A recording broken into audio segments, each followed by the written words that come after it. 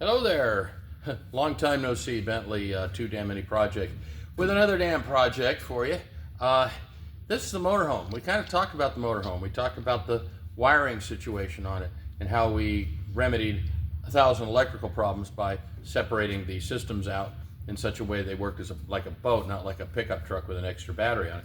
And it really helps until other problems happen. We drove it down to Phoenix and over to LA, hung out at Gary's house, and you'll see some video of Gary's place with the Black Prince, the old 38 Bentley that I did the transmission on.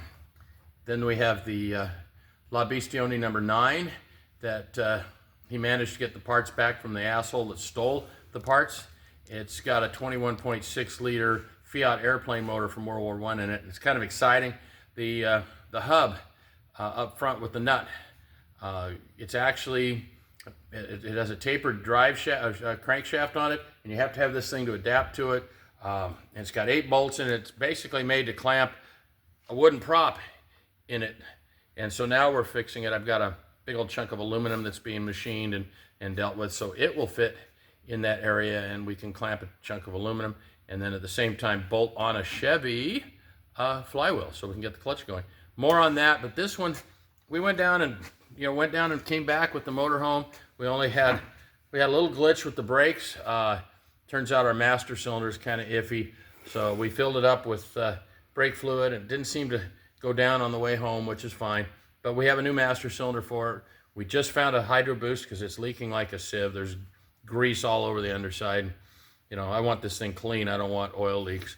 Because eventually they run out of oil when they leak. But what we're doing now is Jacob ripped the radiator out because, number one, it was running very hot according to the gauge, which we don't necessarily believe.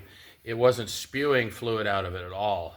A new pressure cap helped it a little bit, but definitely not cooling to the amount we thought it should. And, you know, we had to be careful.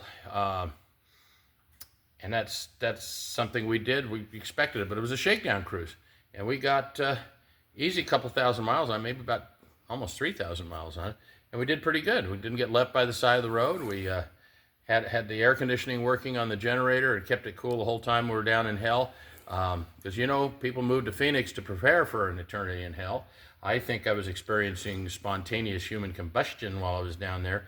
Jesus, it's hot. Of course, my new lady here, she's from Phoenix, and it's 70 degrees out and she's freezing to death here in Washington. So yeah, it's all perspective. But here we are. If you take a look here at the motorhome, we've got a whole bunch of stuff ripped out of this motor. The radiator's out, the header's out, the condenser's ready to go because we're putting a newer condenser on it. We're actually taking the factory air conditioner. You're looking at here, here's the air conditioner, point out right there. That's the compressor, it runs off a belt. We're taking that off and we're putting an electric unit on it so that the horsepower isn't strained. The other thing goes away is this fan and clutch assembly. That's some horsepower that gets returned to the rear wheels because we're using electric fans. And everything, you know, electric compressor, electric fans, you know, it changes the complexion of everything. It makes it much more efficient.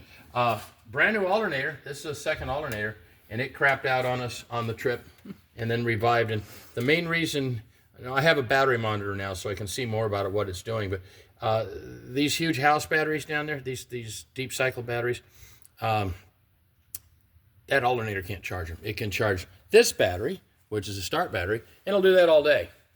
But here, you can get a little right here. This little guy here, yeah. I got a block sitting here. So it can't charge these and that, and that's where the problem comes in. So tomorrow I'll be calling a couple of high-end alternator manufacturers and finding something.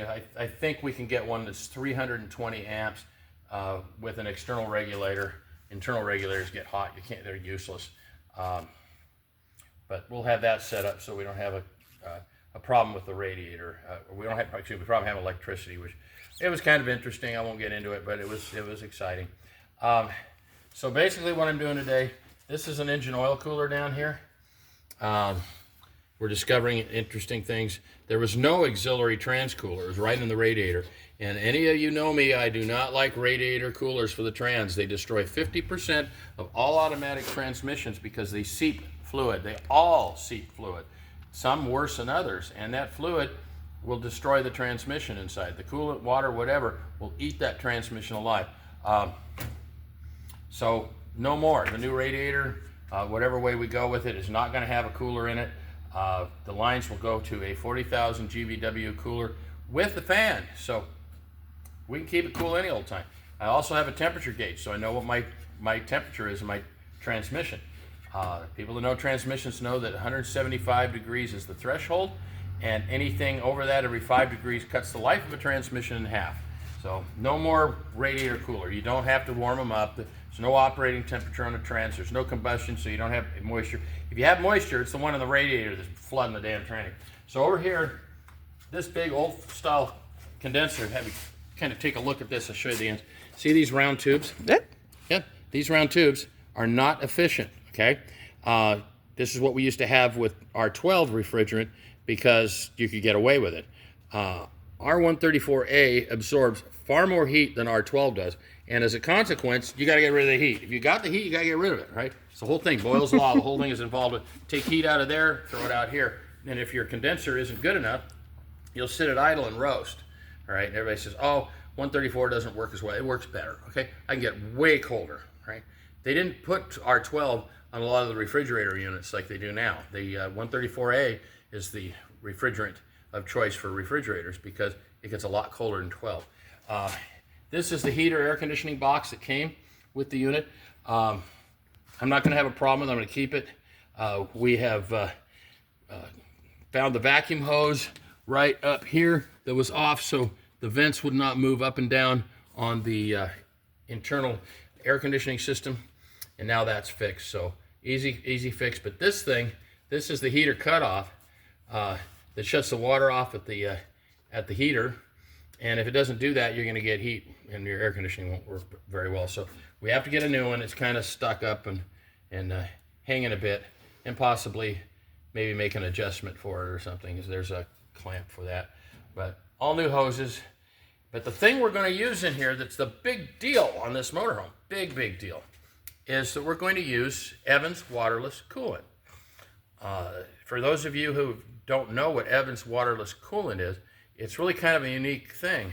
Our coolants boil at a very low temperature, 240, 50, depends on the dilution. Evans by itself boils at 360 degrees. But the other thing is, since it's not water, it doesn't expand when it gets hot. They've actually driven around with radiator hoses on vehicles using Evans coolant, and it doesn't blow the hose off because there's no expansion. It's a whole different world. It's hard to get used to. I've run it in Rolls Royces and Bentleys for years, and I got to tell you, it makes a whole world of difference with those cars. The cooling on those cars sucks from the factory. We know how to have a radiator rebuilt so it doesn't suck as badly.